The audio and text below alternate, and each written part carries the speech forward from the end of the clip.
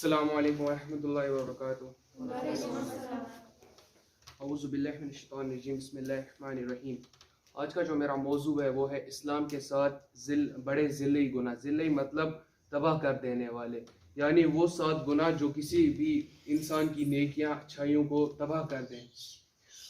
ہر مسلمان کو اپنے آپ کو جہنم سے بچانے کے لیے ان 7 گناہوں کے بارے میں پتہ ہونا چاہیے اور ان سے اپنے آپ کو بچانا چاہیے۔ حضرت ابو ہریرہ رضی اللہ عنہ سے روایت ہے کہ رسول صلی اللہ علیہ وسلم نے فرمایا، ان 7 گناہوں سے بچو جو ایک انسان کو جہنم میں ڈال دیتے ہیں۔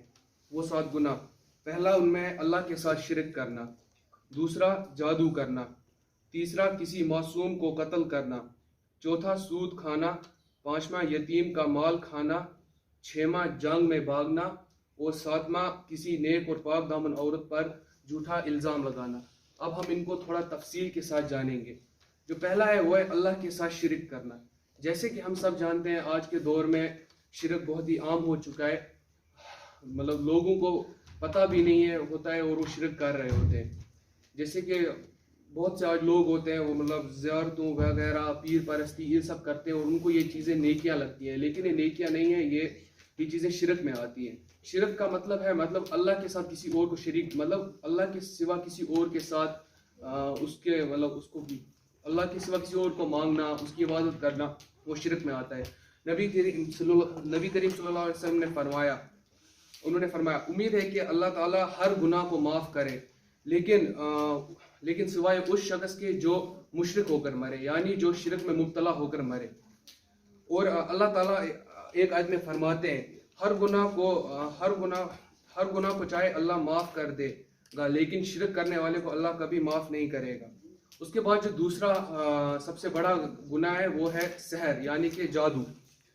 سحر آج کل کے دور میں سحر کرنا، یہ سب دوسرے مطلب اپنے رشتہ دار ایک دوسرے کو مطلب کسی پہ جادو کروانا، کوئی بھی مطلب ایسا کالا مطلب بولتے ہیں کالا جادو جس کو بولتے ہیں آج، وہ کروانا، وہ سب بھی ایک گناہ ہے، مطلب کبیرہ گناہ میں آتا ہے۔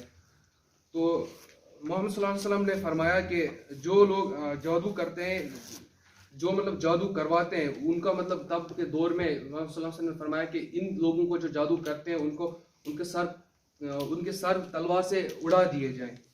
مطلب اتنا یہ گناہ مطلب تب ہوتا تھا اور آج بھی ہوتا ہے یہ۔ تو اس کے بعد جو ہمارا تیسرا جو بڑا گناہ ہے وہ کسی معصوم کی جان لینا۔ کوئی بے گناہ ہوتا ہے مطلب اس کی جان لینا حرام ہے، حرام مطلب اس کو منع کیا گیا ہے۔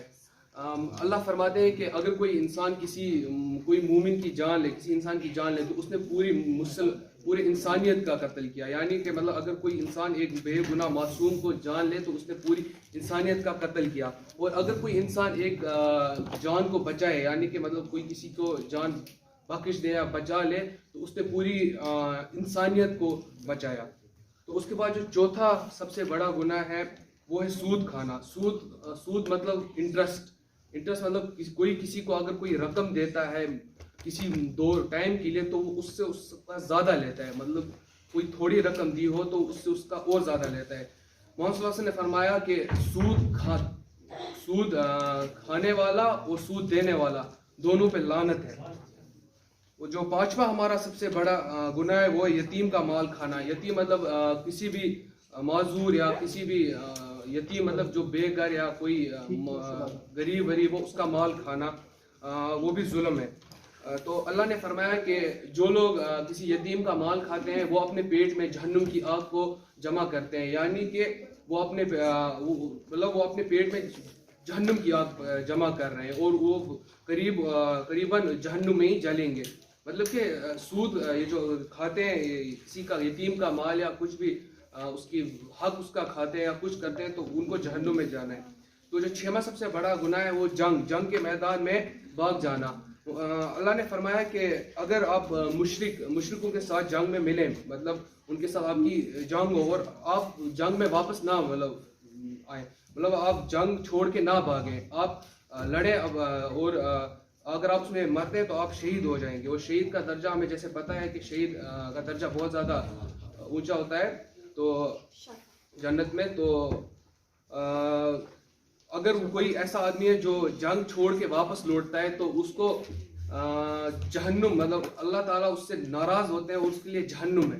تو جو ساتواں سب سے بڑا گناہ ہے وہ کسی نیک اور پاک دامن عورت پہ الزام لگانا, جھوٹا الزام لگانا. آج کل جیسے مطلب ہم دیکھتے ہیں کسی کو آپس میں حسد ہوتا ہے, ضد ہوتا ہے, کچھ بھی ہوتا ہے, تو وہ ایک دوسرے پہ جھوٹے الزام لگا کے ان کو بدنام کرنے کی کوشش کرتے ہیں. ویسے ہی زیادہ تر یہ پیش آتا ہے عورتوں میں کہ عورتوں پہ زیادہ الزام لگتے رہتے ہیں. تو اس کے بارے میں بتایا گیا ہے قرآن میں بھی کہ اگر آپ کسی پہ الزام لگاتے ہیں تو آپ کو سب سے پہلے چار گواہ ہونے چاہیے اس کے لیے. اگر آپ وہ 4 گواہ پیش نہیں کر سکتے ہیں تو آپ کا اس پہ الزام مطلب نہیں مانا جا سکتا ہے, اور بدلے میں جس نے الزام لگایا ہوگا اس کو 80 کوڑے مارنے کا حکم دیا گیا ہے. تو یہ کچھ 7 ہمارے بڑے گناہ تھے. تو اسی کے ساتھ میں اپنا اتفاق کرتا ہوں.